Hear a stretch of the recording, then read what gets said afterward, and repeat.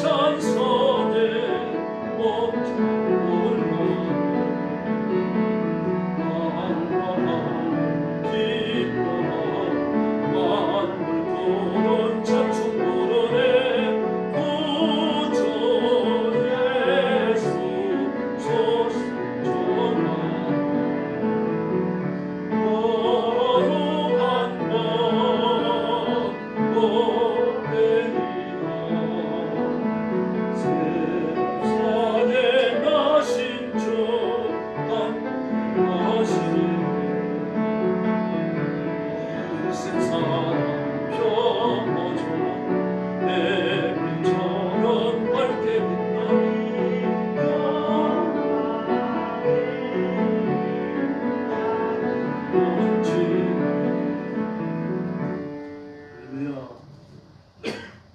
111장 부르겠습니다. 111장입니다.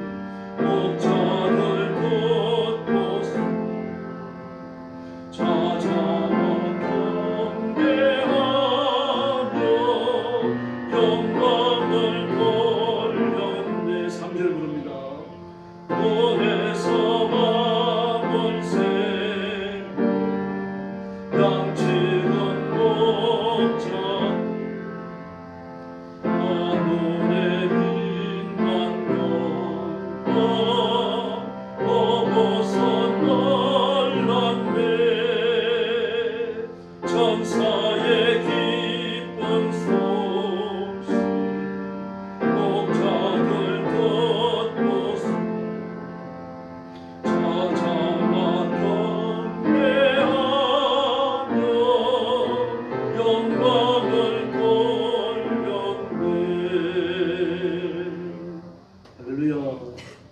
218장 부르겠습니다. 찬송가 218장입니다.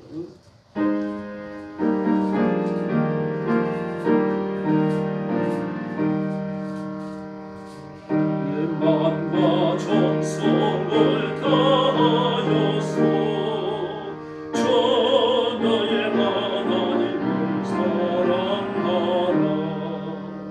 내 몸을 아끼고 사랑하도 형제와 이웃을 사랑하라.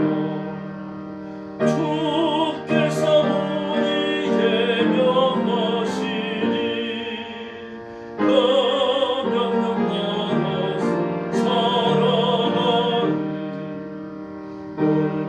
너의 죄는 원서라도 언제나 너 그렇게 사랑하라.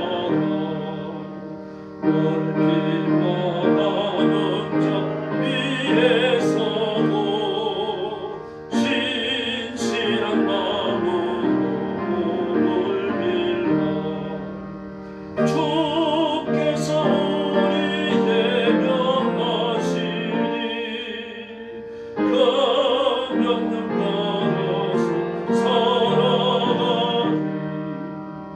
항상 주님을 멀리하고 형제를 사랑하지 못하였다. 이러한 죄인을 사랑하사 주께서 몸으로 죽으셨다. 속죄의 큰 사랑 받으리라. 내 생명 다하여 정성하리. 아멘. 239장 부르겠습니다. 찬송가 239장입니다. 저배는 본향집.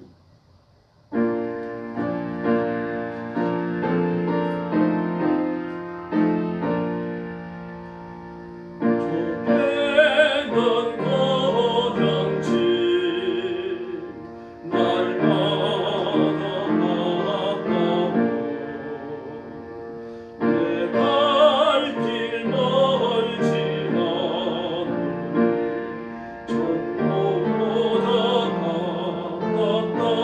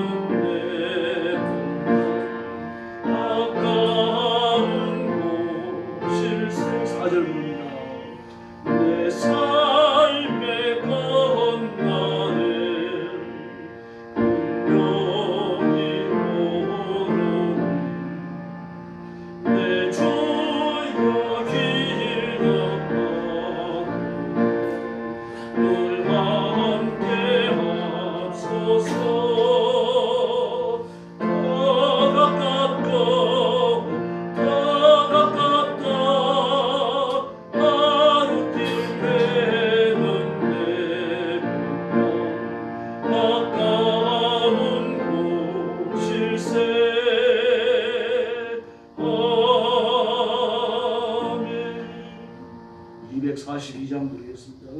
황무지가 장미꽃 같이.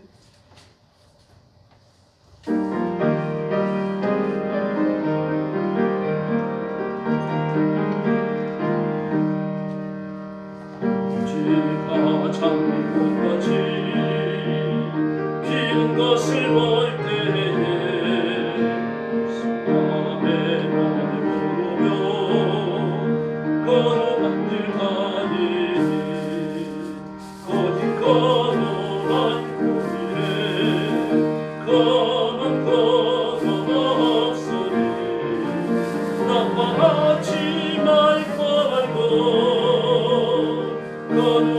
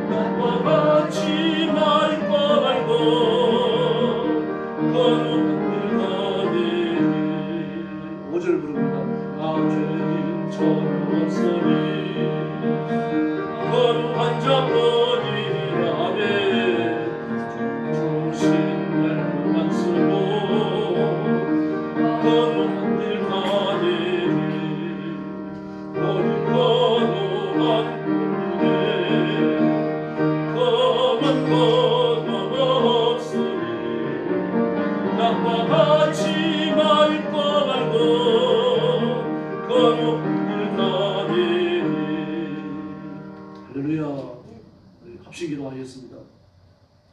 오늘 밤 은혜 받기 위해서 자신의 영성을 위해서 기도하시고 거룩한 산제사가 하나님 앞에 드려지도록 우리가 성결한 예배를 드리도록 부르짖어 주시기 바랍니다.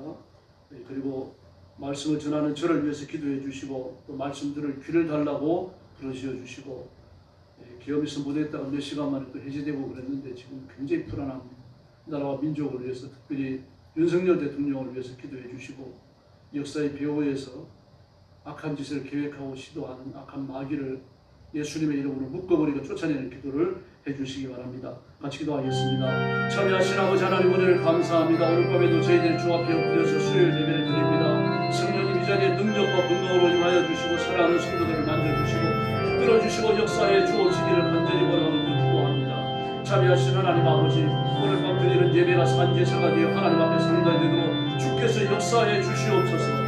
혹시 범죄하였을지라도 용서해 주시고 하나님의 은총과 능력과 권능과 의의 손으로 붙들어 주시고 우리 한 심령 심령이 거룩한 제물이 되어 주 앞에 바쳐지고 헌신되는 귀한 시간 삼아 주시옵기를 간절히 원하고 기도합니다. 예배에 실패하는 성도가 아무도 없게 하여 주시기를 바랍니다. 예배에 성공하여 은혜의 보좌 앞에 간절히 나아가며 하나님의 능력과 권능에 사로잡히는 귀한 시간 되도록 우리 하나님 역사하여 주시옵소서. 말씀을 전하는 존재의 은혜를 주시고 이 말씀을 가감없이 정직하게 설교할 수 있도록 은혜를 베풀어 주시옵소서. 온 성도들의 말씀을 들을 귀를 열어주시기를 바랍니다. 말씀을 들을 귀가 있는 자들은 이 말씀을 들으라고 말씀하셨사오니 은혜를 베풀어 주옵시기를 바랍니다. 성령님 귀를 열어주시기를 바랍니다. 들리는 말씀을 믿음으로 화합하게 하여 주시기를 바랍니다. 믿음으로 받고 믿음으로 행하고 믿음으로 복받는 성도들 되도록 우리 하나님 역사하여 주옵시기를 간절히 원합니다. 그래서 하나님 아버지 우리 온 교회가 은혜가 충만한 교회가 되게 하시고 능력과 권세로 충만하게 부장하는 교회가 되도록 우리 하나님 역사하여 주옵시기를 간절히 원합니다. 뒤로 물어가는 성도들로 도와주시옵소서. 용사와 지른한 전진하게 하시고 우리 보좌 앞에 이르게 하여 주옵시기를 간절히 원하고 기도하옵나이다. 성령 충만함을 주시고 믿음의 필요함을 주시기를 바랍니다. 우리 교회의 장래의 복을 주시기를 바랍니다. 자비하신 하나님 아버지 은혜를 베풀어 주시고 능력을 베풀어 주시기를 바랍니다. 전능하신 하나님 아버지 정도의 문을 열어주시고 부흥의 문을 열어주시기를 바랍니다. 예배와 기도와 큰 회오리의 역사가 일어나게 하여 주옵시기를 원합니다. 자비하신 하나님 아버지, 나라의 큰 일이 일어났습니다. 하나님 아버지, 계엄령이 선포되었다가 해제되었습니다. 이 나라와 민족을 불쌍히 여겨주시고 정상적인 정치를 반대하는 악한 마귀가 사로잡혀서 떠나가게 하여 주시기를 바랍니다. 이 대한민국을 반대하는 더럽고 악한 마귀야, 예수님의 이름으로 명하노니 떠나갈지어다. 전능하신 하나님 아버지, 이 민족을 평안하게 하여 주시기를 바랍니다. 윤석열 대통령을 지켜주시기를 바랍니다. 그 통치력을 더 강하게 하여 주시기를 원합니다. 위기를 타개하고 나갈 수 있는 강한 힘과 지혜로움을 허락하여 주시고, 하나님 아버지 지사 충성으로 그들을 보좌하는 일꾼들을 일으켜 주시옵기를 간절히 원하고 기도합니다. 자비하신 하나님 아버지, 평안한 통치를 반대하는 모든 정치인들을 주님께서 중단시켜 주시고, 하나님께서 자신들을 스스로 상과하게 하여 주옵시기를 간절히 원하고 기도하옵나이다. 하나님 아버지, 북한의 주체사장을 따르고 김일성의 공산주의를 학습한 사람들과 정치인들의 악한 계획이 무산되게 하여 주시기를 바랍니다. 하나님의 뜻이 이루어지는 기회가 되어 하나님의 뜻이 나타나며 하나님의 통치가 선포되는 하나님 아버지, 우리 민족이 되게 하여 주옵시기를 간절히 원합니다. 자비하신 하나님 아버지, 은혜를 감사합니다. 오늘 밤 하나님 앞에 예배하며 말씀을 듣고 은혜 받기 위하여 왔사오니 저와 성도들이 은혜 받는 자리가 되게 하시고 정직하게 설교하게 하여 주옵시기를 바랍니다. 말씀을 가감하지 않게 하여 주시기를 바랍니다. 성도들에게도 말씀을 들을 귀를 열어주시기를 바랍니다. 말씀을 믿음으로 화합하게 하시고, 그리고 믿음으로 받고 믿음으로 행하고 믿음으로 결실하며 믿음으로 복받아 승리하는 성도들 되게 하여 주시옵소서. 우리 교회를 주님 앞에 맡깁니다. 예배와 기도와 하나님 앞에 바쳐지는 모든 헌신이 회복되게 하시고 뜨거워지게 하시고 성령 충만하게 하여 주시옵소서. 하나님 아버지, 민족을 주님 앞에 맡깁니다. 민족의 평안을 반야하고 민족을 위태롭게 만드는 이 더럽고 악한 마귀가 예수님의 이름으로 명하노니 떠나갈지어다. 성령님 뜨겁게 역사해 주시고 민족의 평안을 되찾게 하시고 윤석열 대통령을 눈동자처럼 지켜주시고 어이야가 통치력이 더 강화되게 하여 주옵시기를 원하옵나이다. 그를 위해 충성하는 일꾼들을 일으켜 주시옵소서. 오늘 밤도 하나님께서 큰 은혜 주실 줄로 믿사오며 예수님의 이름으로 간절히 기도 올려옵나이다. 아멘.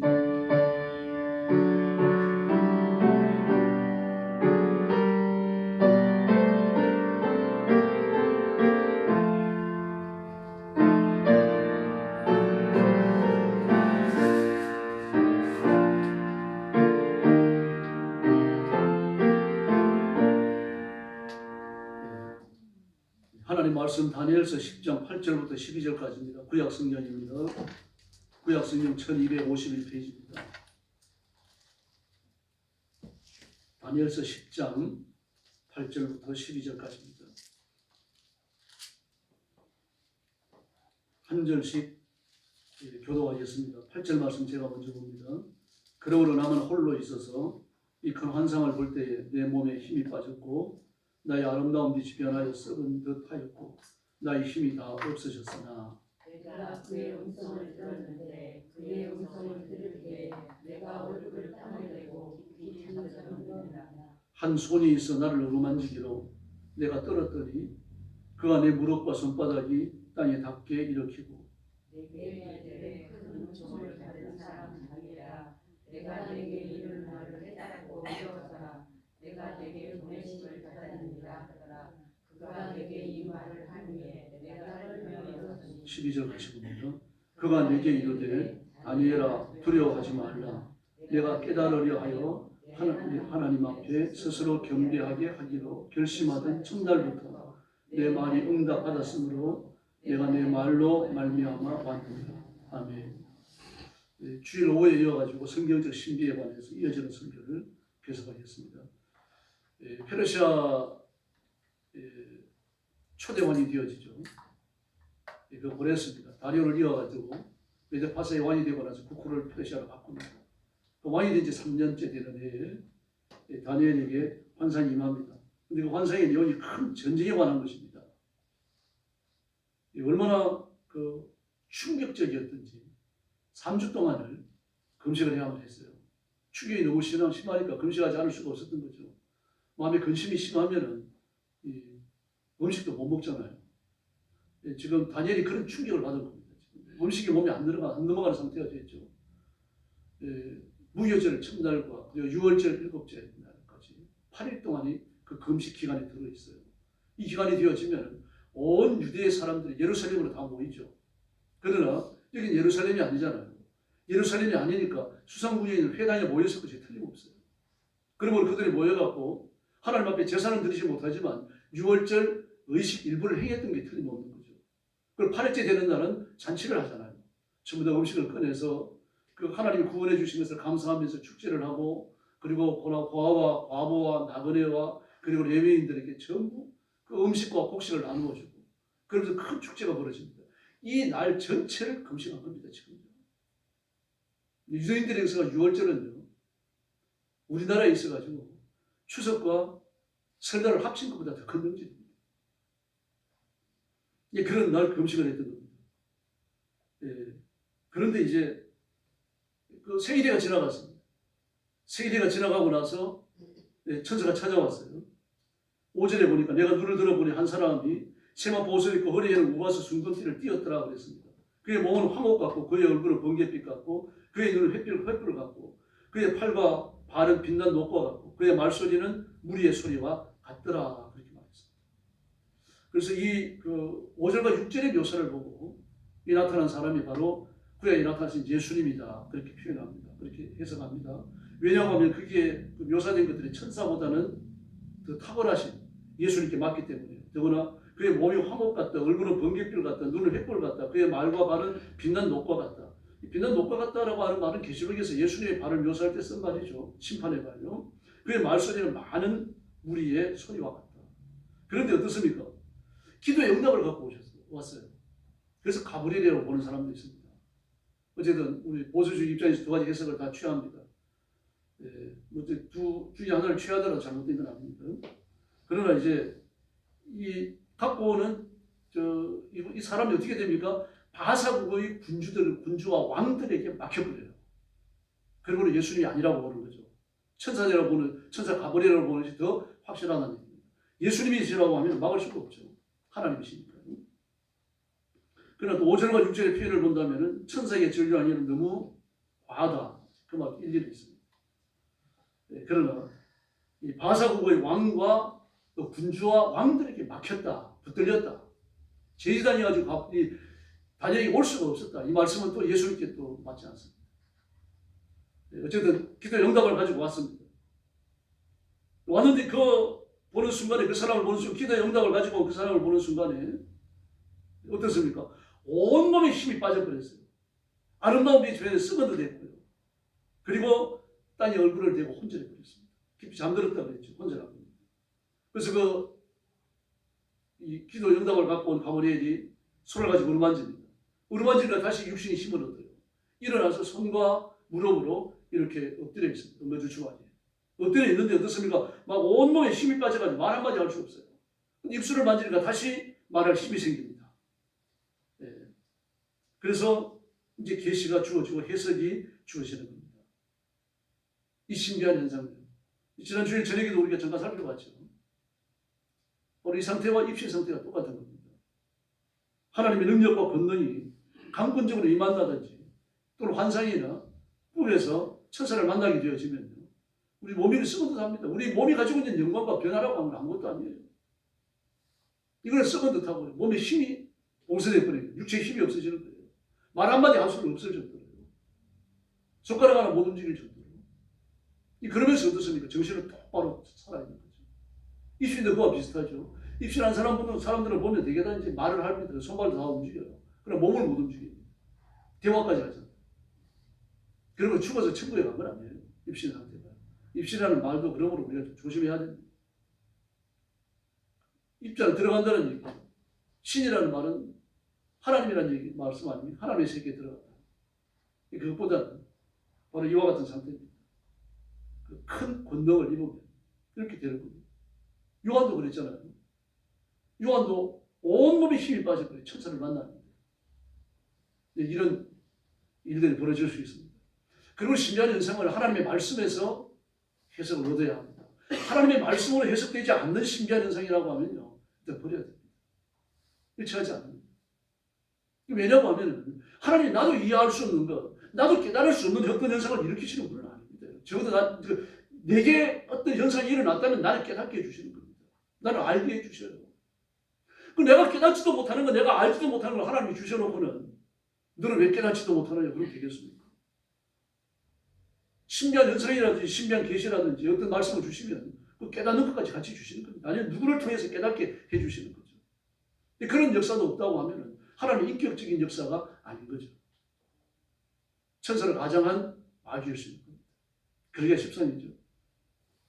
이 현대 종교학에서는 종교를 두 가지로 나눕니다. 계시 종교와 자연 종교입니다. 계시 종교는 말 그대로 계시가 있는 겁니다. 이 경전이 있는 거예요. 이 성경이나 불경이나 뭐 코란이라든지 뭐 이런 것처럼요. 이단들도 보면 경전을 가지고 있죠. 몰몬교이나 성리학서처럼요. 문선명이 통일교도 원리 강도를 가지고 있죠. 이런 걸 그냥 한 묶음 해가지고 그냥 계시 종교라고 합니다. 사실은 그들 계시로 불릴 그런 수준도 못 되는 거죠. 그 자연 종교는 말 그대로 아무리 경전이 없어요. 그냥 자연주의지. 순환하는 역사관을 가지고 있죠. 끊임없이 환생을 통해 가지고 순환하는 걸 보고 전생이 있고 이생이 있고 내생이 있고 그 다음에 내생에서 다시 또 이생으로 오고 뭐 그래가지고 어떤 사람들은 뭐 전생에 나는 뭐 사슴이었다, 전생에 나는 임금이었다, 전생에 나는 살인자였다, 막 그런 말들을 스스로 없이 합니다. 지어낸 말도 있겠지만 마귀가 주는 가짜 지식에 속아 넘어갈 겁니다. 사람의 전생은 없습니다. 오직 이생만 존재하는 거죠. 그런 내생이 존재하는데 그건 예수 믿느냐 믿지 않느냐에 따라 가지고 운명이 판가름지어집니다. 영원한 삶이 달라지게 되어져 있는 거죠. 그래서 이 자연 종교를 믿는 사람들, 무당 종교, 무속 종교를 가지고 있는 사람들, 불타고 점치고 하는 사람들을 보면 끊임없이 환생하는 거예요. 그 원료가 어딘가 하면은 시베리아 그 무당들을 말합니다. 그래서 샤머니즘이라고 하면은 무당 종교라고 하면은 온 세계에서 샤머니즘의 최고 꼭지점에 있는 원류가 시베리아입니다. 바이칼 호수예요. 시베리아 바이칼 호수. 여기에서 이제 그 무당 종교가 가장 처음 시작되었죠. 그러면서 그곳에 살고 있던 사람들이 세계 각국으로 흩어지면서 같이 오는 겁니다. 인류의 분포를 보면 인류학에서 아프리카에 있던 사람들이 북아프리카까지 올라와요. 올라와서 한참 머물다가 동쪽으로 나갑니다. 지금 동남아시아죠. 그쪽으로 넘어가요. 이 사람들이 중국까지 올라갑니다. 그리고 또 한 무리의 사람들이 이 바이칼 호수까지 올라가요. 바이칼 호수에서 시베리아로 퍼집니다.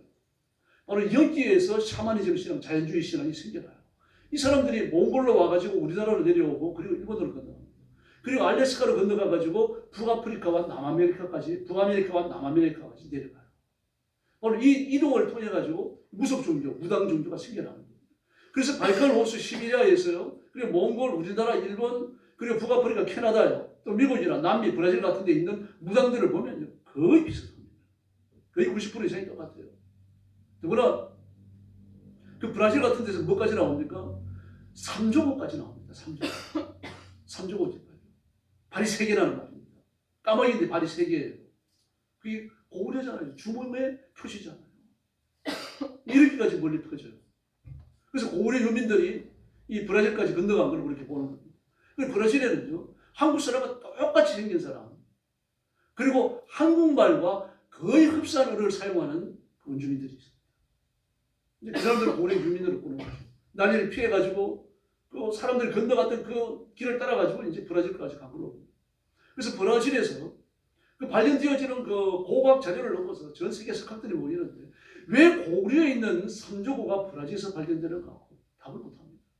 난 못할 이유가 어디 있습니까? 건너간 거죠. 그 아프리카에 있던 사람들이 바이칼 호수 가지고 올라와서 몽골을 거쳐가서 우리나라에서 일본까지 내려가는데 못 갈 건 뭐 있습니까? 얼마든지 가는 거예요.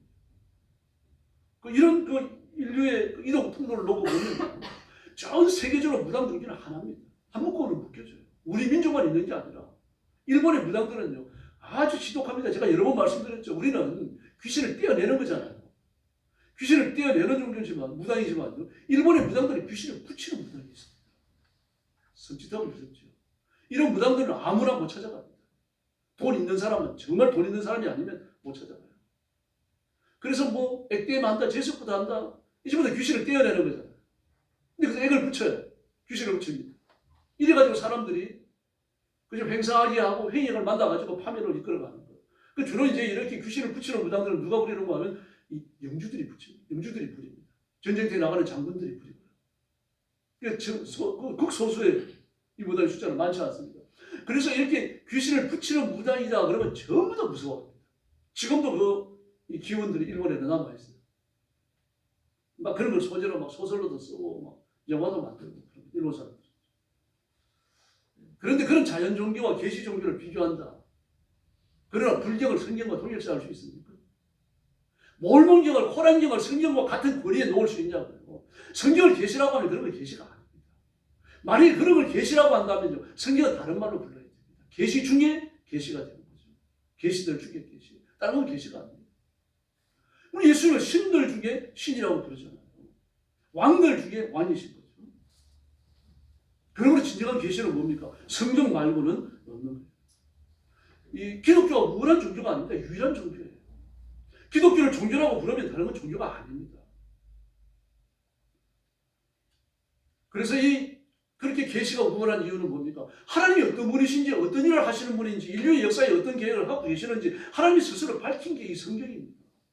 하나님이 자신에 관하여 말하지 않으면 누가 알 수 있겠어요? 우리가 사람을 만나서 그 사람이 자기를 말해주지 않으면 우리가 알 수 있습니까? 요즘은 알 수 있어요. 인터넷 잘 뒤져보고 SNS를 검색 잘하고 들어가 보면요. SNS 몇 가지만 살펴보면 그 SNS에 가입되어 있는 사람은 그 사람에 대한 걸 정확하게 알 수 있고 어떤 친구를 사귀었는지 알 수 있고요. 요즘은 그래요. 그 사람이 자기가 누구라고 소개 안 해줘도 그 사람을 알 수 있는 방법이 있습니다.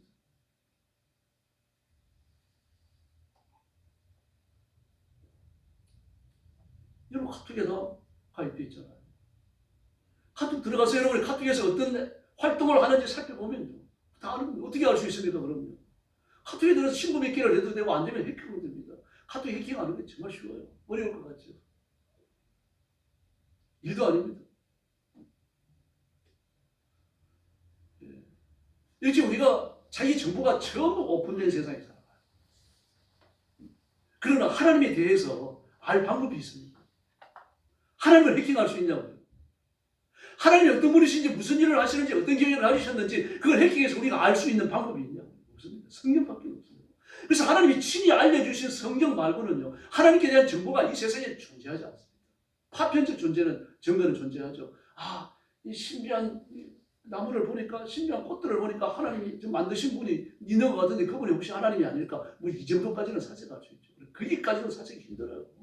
피어있는 꽃들을 보면서 이 꽃을 만드시는 이가 혹시 하나님이 아닐까? 그런 생각을 할 수 있는 사람이 얼마나 있겠어요? 몇 사람이나 있겠습니까? 전부 다 지나가로 넘어가는 거죠. 여러분 눈에 보이는 새파란 풀림도 정말 기적 중에 기적이에요. 탄수와 태양빛과 물 이 세 가지만 갖고 지게 만들어지는 거 아닙니까? 그 광합성을 이용해요. 그 태양빛이 없으면 푸른빛은 없습니다. 광합성이 있어야만 푸른빛이 생겨나오는, 나무이파리가 나오는 겁니다. 그래서 햇빛이 비치지 않는 데서는 나무이파리 다 죽어요. 누렇게 변해가지고 시들시들하다가 죽어요. 그 다음에 거기서 뭐가 나오는 게 있다면 누른 게 나오죠. 그러니까 햇빛을 받으면 그렇게 변해요. 이게 기적이 아니면 뭡니까? 탄수와 물과 태양빛만 가지고서 말입니다. 시퍼런 나무 잎 사이에 살린 말입니다. 그 광활한 숲이 만들어지니까요. 그 핀란드는요. 그 숲 전체가 얼마나 넓은지 1700만 헥타르라고 해요. 1700만 헥타르. 굉장하잖아요. 시베리아는 어떻게 했습니까? 시베리아는 더 넓죠.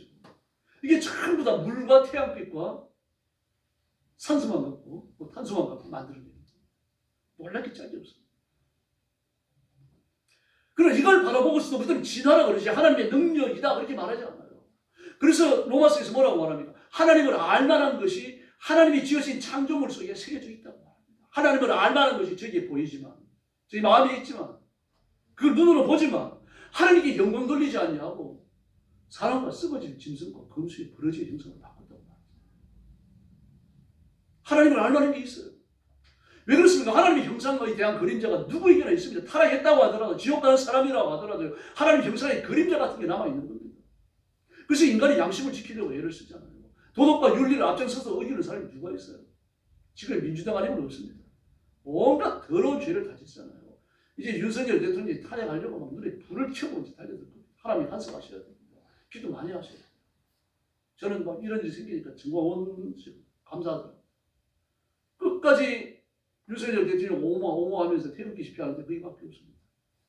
금요일날 집회하는데 막 생각은 나가보고 싶은 생각이 꿀떡 같아요. 저도 가가지고 구호 외치고 싶어요. 기도하셔야 됩니다. 정말 민족을 위해서 기도해야 됩니다. 지금 이런 때에 정권이 민장으로 넘어가게 되어지고 우리나라는 정말 큰일 납니다. 경기지사 2, 3년 하면서 무슨 일이 벌어졌어요? 빚을 1조 원을 지어가지고 김동연 지사한테 넘겨놨어요. 그 빚 갚느라 생동을 싸우고 있잖아요, 지금도. 만약에 나라를 4년 동안 맡아놓으면 무슨 일이 벌어지겠어요? 문재인은 4년 동안 대통령으로 있으면서 빚을 1,000조나 만들어 놨는데요. 500조, 600조를 늘려놨어요, 4년 동안. 그 원전 파기에 뿌리고 전부 다 뭐 태양광을 짓는다 그러면서 말입니다. 뭐 개나 소나 민주당에 속한 사람들, 그 민주화 운동하던 사람들 전부 다 그 정보를 알아갖고 말입니다. 막 십시일반으로 전부 태양광 사가지고 말입니다. 그걸 나눠가지고 말입니다. 그게 들어간 돈이 수천억입니다. 이제 그 수사에 들어갔어요, 지금요. 근데 정말 중요한 순간 아닙니까? 이 나라가 터져버렸어요. 정말 윤 대통령이 할 데가 호소할 때도 없고 할 데 없으면 여기까지 나갔습니다만 저는 많이 안타깝게 짝이 없어요. 자기는 탄핵당해서 이 대통령에서 하야하고 내려온다고 하더라도 이제 내가 비상계엄을 터뜨려가지고 누가 적인지 알려지지 않았느냐. 무엇이 잘못됐는지 온 백성이 알게 되지 않았느냐. 살찐성인하는 거죠. 그래서 거기 보면요. 그 계엄군들이 무장 안 했어요. 그래 총만 물러맸어요. 그 빈촌이 전부 다 총알 안 들었어요. 그리고 국회의원들이 들어갈 때 다 들여버리잖아요. 포고령이 떨어졌는데 계엄사령관이 포고령이 떨어지고 나면 국회는 해산되는 거예요. 모든 정당들이 정당활동을 못하게 돼 있어요. 근데 전부 다 놔뒀습니다. 마음대로 하도록 놔뒀습니다. 윤 대통령이 탄핵당을 각오를 하고 있는 거죠. 지금. 이렇게 해서 누가 적인지 밝혀보자. 그 백성들을 믿는 거예요. 지금요. 지금 정말 위기에 처해 있습니다. 지금. 이제 이대로 탄핵을 당하고 조지 총선 치르면서 대통령 올 내년에 뽑고 이러면 우리나라는 정말 돈이 걸는 거예요. 한두 번에 감당할 수 있을 것 같습니다. 뭐 정권이 이재명이 되는 것 같는데.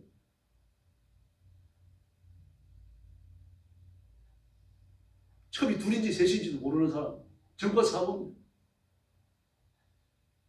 백현동 대장동 해가지고 말입니다. 그 자세히 그 이재명이 해먹은 돈 총액을 제가 봤습니다. 이들이 돌아다녀 1조 원 가까이. 기도하십시다, 여러분. 그 배후에 사람보다 더 높은 영적 존재가 있다는 걸 아셔야 됩니다. 여러분, 가브리엘까지 막았어요. 가브리엘까지. 그러면 우리나라를 총괄하는 군주가 있고 그 군주 밑에서 그 지역을 또는 말입니다. 정치인들을 그 방해하면서 악하게 우리나라를 파멸로 몰고 가려고 하는 그런 아주 좀 계급이 높은 악한 영들이 있다는 거예요. 일사불란하게 움직입니다. 그들 왕들이라고 불렀습니다. 파사의 군주, 파사의 왕들. 그러므로 이 일의 배후에 있는 영적 권세를 보셔야 됩니다. 그래서 여러분들이 나라를 지키는 파수꾼이 되어주시길 바랍니다. 그러기 위해서 하나님의 말씀을 부지런히 읽으셔야 돼요. 거짓 계시가 있거든요. 지금도요. 지금도 저는 이해가 안 됩니다. 나라가 이 꼴이 난 걸 보면서도 말입니다. 이 대표를 위해서 기도해야 된다고 말하는 사람, 목회자 중에 수도 있어요. 그 하나님 앞에 엎드려야 돼요. 엎드려야 되고 부르셔야 돼요. 사람의 마음을 움직이는 건 하나님이시지 사람이 아닙니다. 이 최선을 다해서 엎드려야 되고 하나님의 뜻을 살펴야 되고요. 하나님의 길을 가야 할 줄로 믿습니다. 이 성경은 하나님의 자기 계시거든요. 그 아버지는 전부 거짓 계시예요. 뭐 누가 받았든지 성경과 일치하지 않는 것, 성경 말씀 외에 받는 것 전부 다 거짓 계십니다. 그러므로 자기가 본 것, 들은 것을 기록으로 남겨가지고 많은 사람들이 유포하는 거 조심해야 됩니다. 사람들이 성경보다 그걸 더 신뢰할 수 있거든요. 나는 의도하지 않았지만 그런 결과가 나올 수 있는 거죠. 결국 그런 간증을 듣고 그런 글을 읽고 또 그런 영화를 보고 뭐 그런 사람들이 말입니다. 은혜를 받아가지고 하나님의 말씀보다 그걸 더 신뢰할 수 있다는 얘기입니다. 하나님의 말씀으로 가는 길을 막게 된다는 얘기죠. 좀 건조하더라도, 드라이하더라도, 마음의 감동이 덜하더라도 간증이 아니라 하나님의 말씀에 집중해야 될 줄로 믿습니다. 그러니까 여러분 김성경 권사님 기억할지 모르겠습니다. 1980년도 한 초중반쯤 될 때라고 생각되는데요. 죽었다가 살아났다고 그래요. 뭐 큰 교회 안 다니면 간증 안 한 데가 없습니다. 막 테이프가 막 수만 개가 팔리고 간증 테이프가. 근데 어떤 분은 한 분이 말입니다. 진짜 이분이 죽었다 살아났는지 입원했던 병원하고 안치되었던 그 입원 영안실하고 전부 조사했잖아요. 조사한 결과 가짜라는 게 드러났죠. 왜 그걸 그렇게 조사해보면 되는데 조사를 안 할까요? 몇 년씩이나. 돈을 엄청 벌었을 겁니다. 막 그 사람 강단이 한번 세우기 위해 갖고요. 주일날 막 3군데 4군데 다니면 강단에 섰고요. 그리고 막 심지어 주일 낮예배까지 써가지고는 목사님 5분 설교하고 서가지고는 강단에 사는데 작은 교회는 큰 교회에서 그렇게 됐어요. 얼마나 많은 사람들이 순구를 먹은 겁니까? 그러므로 하나님의 말씀에 매료되시길 바랍니다. 간증이라고 하는 건요. 그냥 그런 일이 있었구나 그러면 됩니다. 간증을 반복해서 하는 사람 주의해야 돼요. 왜 그런가 하면은 간증을 자기가 체험했던 걸 그대로 얘기하면 재미없어요. 막 이걸 재미있게 들리기 위해 가지고 막 감정을 섞어야 되거든요. 그리고 다른 이야기를 좀 덧붙여야 되거든요. 그 과정에서 거짓적인 역사하는 겁니다. 과장하는 거고 거짓말도 섞여 들어오는 거죠. 그러니까 성경은 어떻습니까? 하나님께서 말씀하신 걸 전하니까 사실 건조합니다. 이게 별 감동이 없어요. 성령께서 감동을 안 주시면요. 성경을 읽으면서 감동할 얘기가 없습니다. 그 탕자가 돌아오는 이야기 얼마나 드라마틱합니까? 그런데 그게 드라마틱하다고 생각을 하니까 그런 것이죠. 그 쓰여진 내용들을 보십시오. 별 재미없어요. 그래서 뭐라고 말합니까? 그러니까 이 문체가 특이하죠. 하나님께서 일러 가라사대 여호와께서 모세와 말씀하실 때 그 모세가 하나님이 말씀하신 것을 그대로 전해요. 이 감정이 섞여있지 않아요. 아주 건조합니다. 그리고 이런 것들을 갖다가 말이야 아주 감정을 섞어하고 얘기를 해야 되니까 그래서 뭐가 섞여 들어올 수밖에 없죠. 이성미라고 하는 사람이 한때 한국 강단을 뒤흔들었었죠. 간증하면서 뭐라 그랬습니까? 하나님께서 아담보다는 하와를 더 잘 만드셨다. 왜 그런가 하면 처음 만들 때보다 두 번째 만들 때 더 숙달하니까 그런 거다. 그래서 하와가 나서가지고 그렇게 한 거다. 막 이러니까 세상에 그 개그만이 그렇게 하고 돌아다닌다는 것을 그대로 체험을 해가지고 설교하는 목사님들이 한두 번이 아니었어요. 하나님도 한 번 만드실 때마다 두 번째 만드실 때 더 잘 만들었다. 세상에 이런 얘기를 하고 지금도 그런 말을 하는 사람이 있을 겁니다. 틀림없이. 그럼 아담을 만드시면 실수하신 거죠. 실패하신 거죠. 하와도 실패하신 거죠. 그거 범죄했으니까. 그들을 용서했으니까 마귀도 용서해야 되는 겁니다. 이런 식으로 끌어들어가요. 말 한마디를 깊은 생각을 잡고 나니까 성경을 신화로 만드는 거죠. 그러면 말씀에 집중해야 됩니다. 그럼 내가 하는 얘기가 성경과 일치하는지 좀 점검을 해야 돼요. 그런 사회적인 이름이 있는 사람들, 명성이 있는 사람들, 그런 지위에 있는 사람들이 말인데 책임 없이 말을 하거든요. 그래서 지금은 교회마다 간증자를 많이 안 세우니까 다행이에요.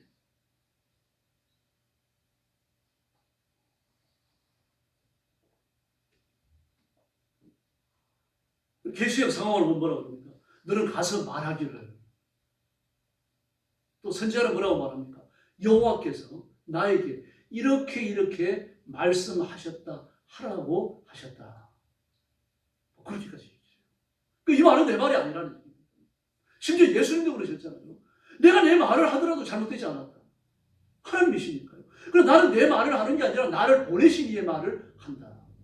그렇게 말씀하셨어요. 예수님도 메신저라는 거죠. 그래서 예레미야는 그 하나님의 말씀을 막 너무 배격을 하니까요. 전하는 말씀을 그 시기에 청중들이 너무 배격을 하고 그 이스라엘 백성들이 뭐 예레미야를 죽이려고 말입니다. 막 그런 계획을 세우고 그러니까 이런 말을 내가 전해야 되겠냐. 우리 감옥에 갇혀가고 아예 말을 안 해버렸어요. 그랬더니 막 가슴이 불붙는 것 같아가지고 견딜 수 없었던 겁니다. 그래서 적어가지고 바로한테 줬어요. 이걸 성전에 가서 읽으라고 이야기하죠. 그래서 예레미야 5장 14절을 보면 하나님의 말씀이 의인화 됩니다. 하나님의 말씀은 불이요. 타락한 백성들은 나보다 불이 그들을 살라버릴 것이다. 이렇게까지 강력하게 말합니다. 그들이 거절하고 배격하고 그들이 거부하고 배척했던 이 말씀이 그들을 살라버린다는 얘기입니다. 하나님의 심판의 말씀대로 그대로 임한다는 이야기죠. 그 신약 성경도 보면 복음서도 예수께서 말씀하여 가라사대. 그 사도들이 하나님의 말씀을 기록할 때, 그 예수의 말씀을 기록할 때 말씀을 하시는 걸 현장에서 받아 적는 게 아니잖아요. 나중에 다 생각을 해냈거든요. 그래서 성령께서 지혜의 말씀, 지식의 말씀을 주시니까 예수님께 들었던 말씀이 그대로 살아난 줄로 믿습니다. 말씀을 전하시던 그 상황까지 말한다, 현장까지 다 살아나는 거죠. 그 생동감 있는 기록을 남길 수가 있는 겁니다. 그래서 제자들에 의해서 말씀이 기록되지만 직접 화법을 씁니다. 예수께서 말씀하여 이르시되 예수께서 말씀하여 악한 귀신아 그에게서 나오너라 이렇게 되어 있습니다.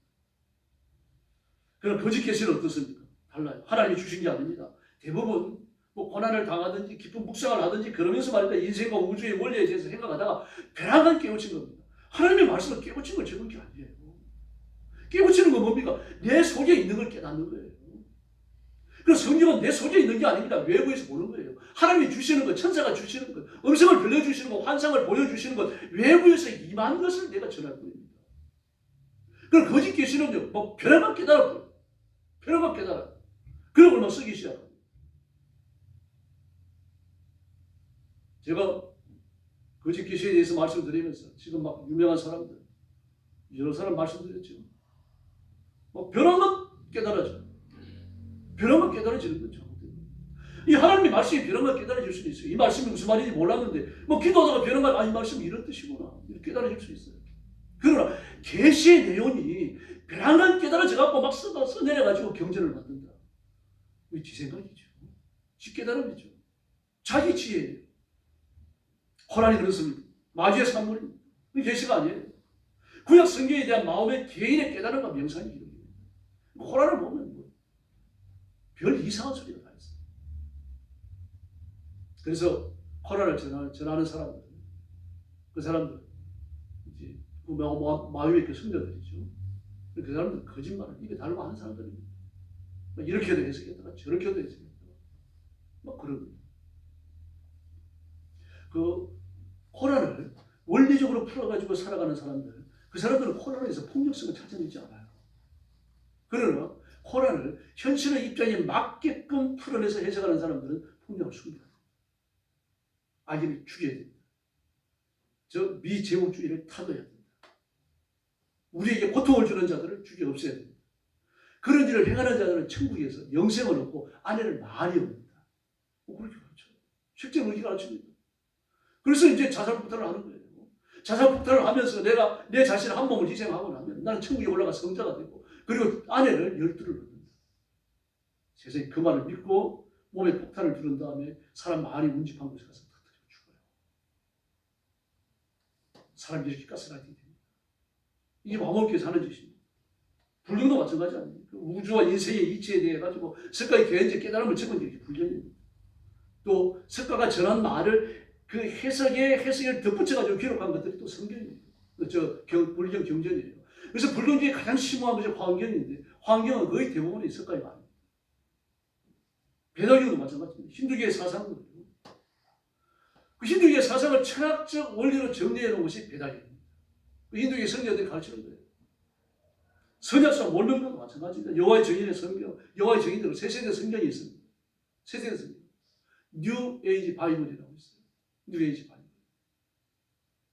전에는 일반 서점에서 팔았는데 이제는 안 팔아요. 여호와의 증인 교회에서만 팝니다. 원리 강론도 마찬가지죠. 그리고 지난번에도 말씀드렸습니다만 저 한신령, 기독교 장로회, 예수교 장로회가 아니고요. 기독교 장로회에 속한 기장 출신 목사님들이요. 기독교 장로회 신학교 한신대학입니다. 한신대학 출신의 목사님 중에서요. 한 번만 아닙니다. 한 분, 여자 목사님 한 분이 추천을 해가지고 한 건데 동성애에 맞게끔 성경 내용을 고쳤어요. 이게 한때는 일반 서점에도 팔렸어요. 돈 된다고 하니. 그러나 이제 싹 다 사라졌고요. 기장적 한신적 교회에서만, 서점에서만 팔립니다. 경동교회 예속되어 있는 서점이라든지 뭐 이런 데서. 이게 정말 거짓 계십니다. 하나님의 말씀을 지 마음대로 고쳤어요. 말씀은 돼서도 안 되고 빼서도 안 되는 거죠. 이런 죄를 짓고 있습니다. 그래서 우리가 하나님의 말씀을 읽고 말씀을 해석하는 과정도 중요합니다. 그게 사도행 10장에 나옵니다. 사도행 10장에 보면은 베드로가 피장을 시몬의 집에서 거하고 있는데 하루는 지붕에 올라갔어요. 지붕이 게스트룸입니다. 그래 지붕에 올라가가지고 거기서 기도한 게 아니라 제가 여러 번 말씀드렸습니다. 지붕 위에 집을 지어요. 이스라엘 사람들의 지붕이 서라운데 경사가 져 있는 서라운데 심한 게 아니고 약간 경사가 져 있는. 비가 오면 물매가 잡힐 정도의 경사가 져요. 그리고 밑에다가 여러 칸을 놓기가 어려우니까 지붕 위에다가 한 칸을 짓는 겁니다. 기도실을 쓰기도 하고 손님이 오면 거기에 모시기도 했어요. 베드로가 거기 있었어요. 피장이 시몬의 집. 그 지붕에 올라가서 기도하는 거 거기 들어가가지고 기도하는데 하나님 계시를 보여주시잖아요. 막 먹어서 안 되는 아주 지저분한 짐승들을 갖다가 말입니다. 내려 보내주시는 거예요. 여기 11장에 있는 거. 하나님 저 못 먹습니다. 또 올라가는 거. 이걸 3번이나 컵고 보여주시고 3번이나 컵고 거절하고 난 다음에 하나님께서 뭐라 그러십니까? 내가 거룩하다고 했는데 네가 왜 안 먹느냐? 그리고 나서 누가 옵니까? 로마의 백부장 하인이 와서 베드로를 청임합니다. 만약에 그 환상을 주지 않으셨다면요, 그 계시를 주지 않으셨다면 내가 이방인을 이 부정한 짐승과 같은 먹을 수 없는 부정한 짐승과 같은 그런 음식과 같은 그런 동물과 같은 이런 것들에게 비견되어지는 이방인들이라도 내가 사랑하니까 구원해야 되겠다. 이 계시를 베드로가 깨달아야 되는데 그걸 빨리 깨닫고 속히 깨닫게 하기 위하여 그 똑같은 걸 3번이나 보여주신 거 아닙니까? 그리고 나서 백부장 하인이 와가지고 청하니까 그냥 쫓아가잖아요. 아, 이래가지고 하나님이 그 환상을 보여주신 거구나. 쫓아가는 거예요. 더러운 금시된 음식과 같은 이방인이라고 하더라고요. 하나님 구원받기를 바라시는 줄로 믿습니다. 그래서 계시를 해석하는 것도 중요합니다. 내가 기도하다 응답 받는 것도 중요하고 환상을 보는 것도 중요하고 음성을 듣는 것도 중요해요. 저도 그런 체험을 좀 해봤으면 좋겠어요. 어떤 사람은 환상을 잘 보는 사람이 있습니다. 기도하다 보면 환상을 보고 환상을 본 내용을 얘기해요. 그 처음에 진짜 맞나? 그게 맞더라고요. 음성을 잘 듣는 사람도 있습니다. 이제 저는 그 신기한 체험이 없어요.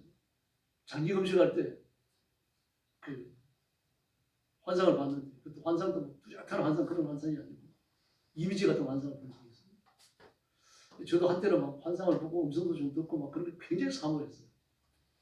이제는 뭐 그렇지 않습니까? 하나님의 말씀을.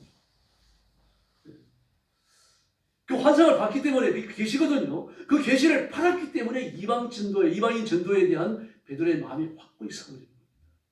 그리고 고넬료의 집에 찾아가는 거죠. 로마 백부장이요. 로마 백부장이면 여러분 대단한 권세를 가진 사람이에요. 그 지역의 치안을 담당하니까 그런 겁니다. 그 지역의 치안을 담당하니까 단순히 치안을 담당하는 한다는 게 아니죠. 크고 작은 구석수에 전부 다 간섭을 하는 겁니다.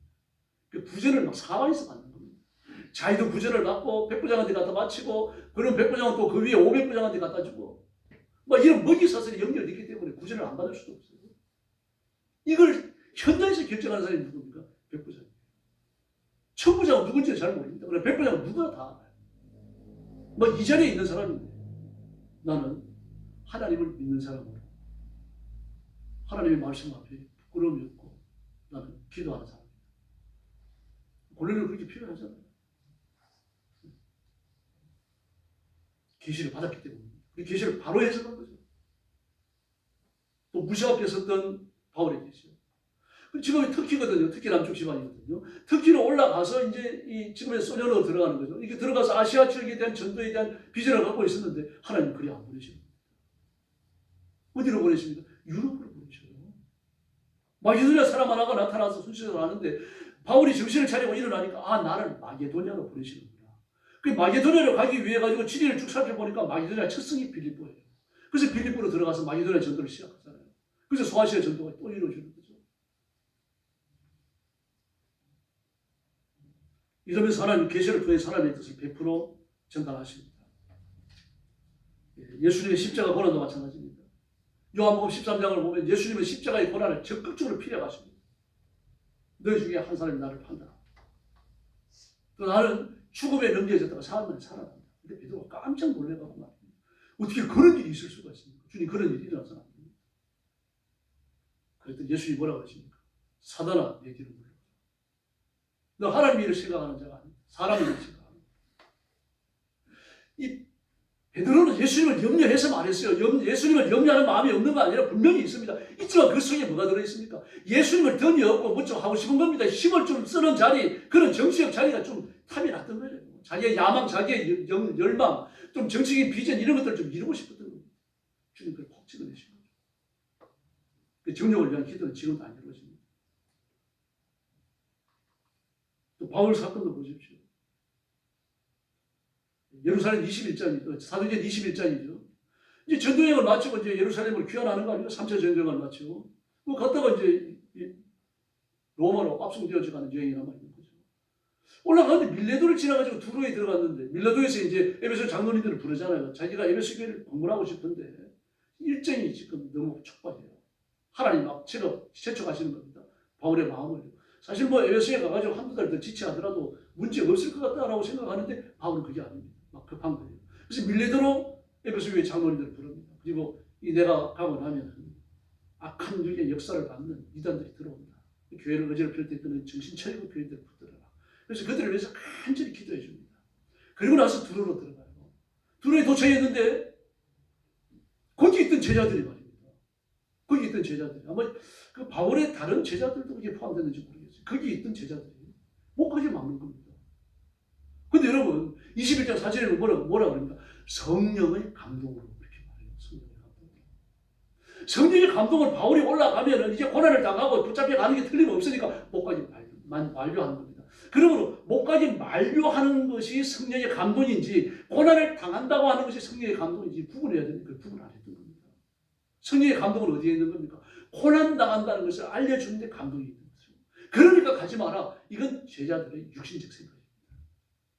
그러므로 내가 어떤 하나님의 뜻을 발견했을 때, 음성을 들었을 때, 기도의 응답을 받았을 때 그걸 해석하는 것은 거듭난 이성이에요. 그래서 성경이 굳게 써야 된다는 이야기입니다. 또 그걸로 끝난 게 아니죠. 돌레마이를 떠나가지고 가이사랴 빌립보에 이르렀습니다. 그게 7 집사님 중에 한 분은 빌립 집사님의 집이 있었잖아요. 그 딸들이 전부 선지자예요. 거기 갔더니 예루살렘에서 난리를 피해가고 도망 내려온 선지자 이가보가 있었죠. 그런데 바울의 띠를 갖다가 자기 손을 갖다가 묶으면서 이 띠 임자를 이렇게 묶어가지고 끌어간다. 뭐 그랬더니 다 놀래가지고 가지 마세요 말려하잖아요. 그런데 거기에서 바울이 자신의 감정을 쓴 거예요. 왜 그래서 내 마음을 상하게 하느냐. 나는 하나님 앞에 순종하고 복음을 전하기 위해서 내 생명을 바치는 걸 조금도 아깝게 생각하지 않는다. 보세요. 바울도 자기 앞에 환란이 있다는 것을 알아요. 환란과 고난이 나를 기다리고 있다고 하는 것을 나도 알고 있다. 기다린다고 말하지만 그렇게 말하잖아요. 알고 있어요. 바울도 받았어요. 바울도 같은 걸 받았고 이가보도 받았고 빌립의 딸들도 받았고요. 그 두로에 있는 그 제자들도 받았어요. 다 받았습니다. 다 받았는데 바로 해석한 사람은 누굽니까? 바울입니다. 성령님의 감동을 주신 이유가 어디 있어요? 고난이 오니까 준비해라 이겁니다. 고난이 오니까 도망가라 이 말이 아니에요. 고난이 오니까 순교를 무릅쓰고 준비해라. 그걸 지금 성령님이 알려주시는 겁니다. 계시 해석은 이게 중요합니다. 그걸 거듭난 심정으로 하나님의 말씀을 봐야 되고요. 깨끗한 이성으로 분별하고 판단해야 됩니다. 고난에 대한 하나님의 뜻이 밝혀지니까 피해야 되겠다. 이제 아니란 말이에요. 고난 속에 들어가서 고난을 이겨내야 할 줄로 믿습니다. 북한 선교에 있던 조준장 목사님 아주 친한 친구 한 분이 막 꼭두 새벽에 전화를 했어요. 새벽 예배 끝나고 전화를 바로 한 겁니다.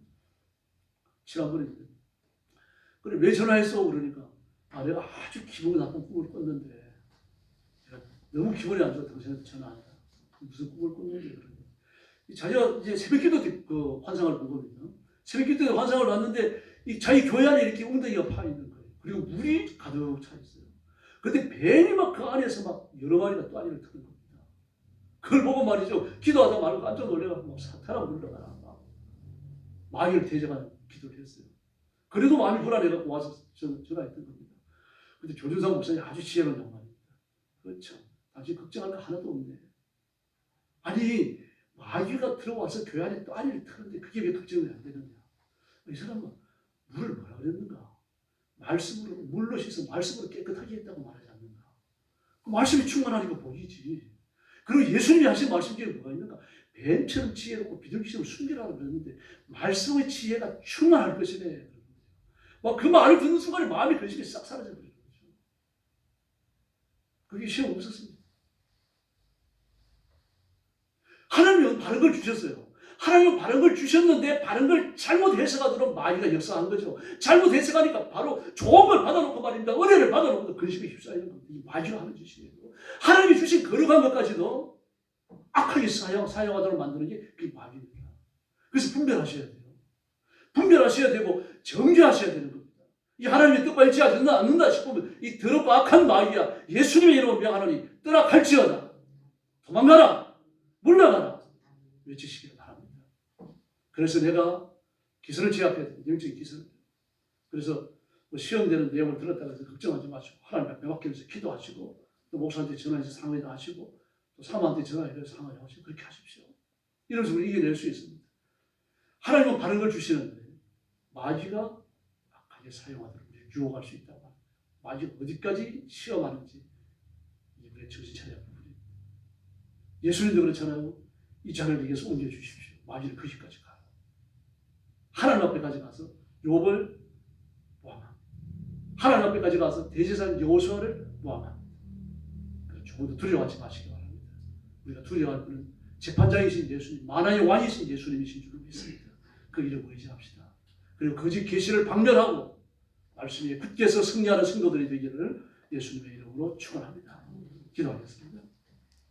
자비로우신 아버지 하나님 감사합니다. 우리를 진리 위에 굳게 세워주시고 좌로나 우로나 치우치지 않게 하시고 말씀을 읽을 때 이해되게 하시고 말씀을 들을 때 깨달아지게 하여 주시기를 바랍니다. 내가 읽은 말씀, 내가 들은 말씀에 믿음을 화합하게 하여 주시기를 바랍니다. 믿음으로 살고 믿음으로 분별하고 믿음으로 정죄하여 버리게 하여 주시고 진리를 취하여서 진리를 따라 나아가도록 복 주시기를 간절히 원합니다.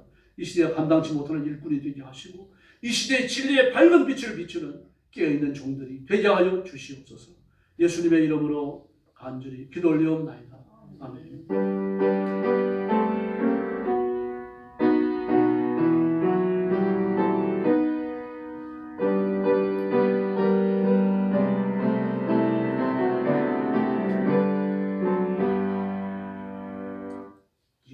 찬송 드리겠습니다.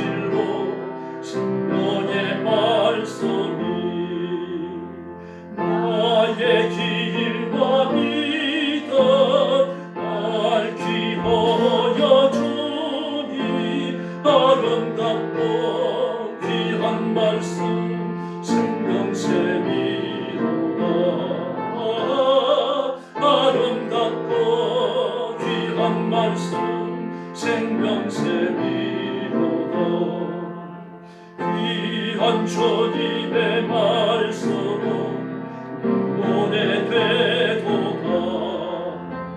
모든 사람을 살리는 생명의 말씀은 값도 없이 받아 생명 길을 가니 아름답고 귀한 말씀 생명샘이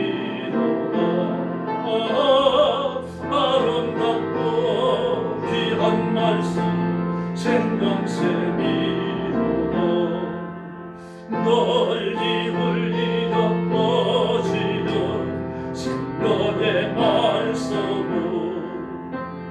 마음의 용서와 평안을 오로 전하니 다만 예수 말씀 듣고 복을 받네. 아름답고 귀한 말씀 생명샘이로다. 아름답고 귀한 말씀 생명샘이로다.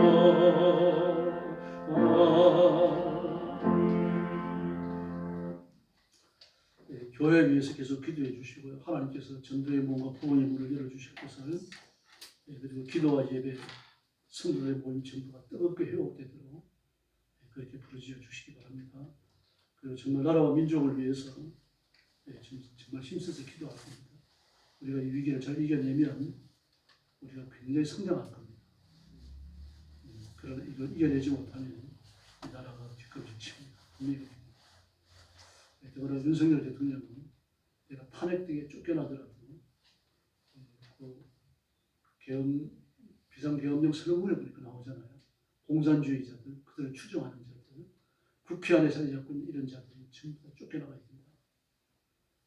누가 그런 사람들인지 이제 그 정체가 명확히 드러나 버렸잖아요. 이걸로요. 여러분도 문재인, 또 이재명, 조국 이런 사람들이 하는 말 인터넷에서 한번 보십시오. 저주에 가까워요. 막 그런 말들 퍼붓고 있어요. 나라가 망하기를 바라는 것 같아요. 더불어 또 외국에 나가 있던 사람들까지 성범죄 때문에 외국에 피신 나갔던 사람들까지 들어온다고 하잖아요.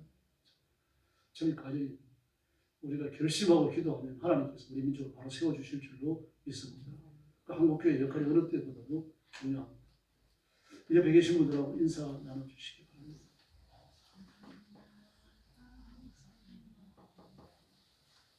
이제 옆에 있는 분하고 인사드리죠.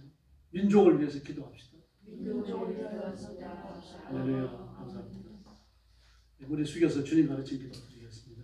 하늘에 계신 우리 아버지, 아버지의 이름을 거룩하게 하시며 아버지의 나라가 오게 하시며 아버지의 뜻이 하늘에서와 같이 땅에서도 이루어지게 하소서. 오늘 우리에게 일용할 양식을 주시고 우리가 우리에게 잘못한 사람을 용서하여 준 것 같이 우리 죄를 용서하여 주시고 우리를 시험에 빠지지 않게 하시고 악에서 구하소서. 나라와 권능과 영광이 영원히 아버지의 것입니다. 아멘.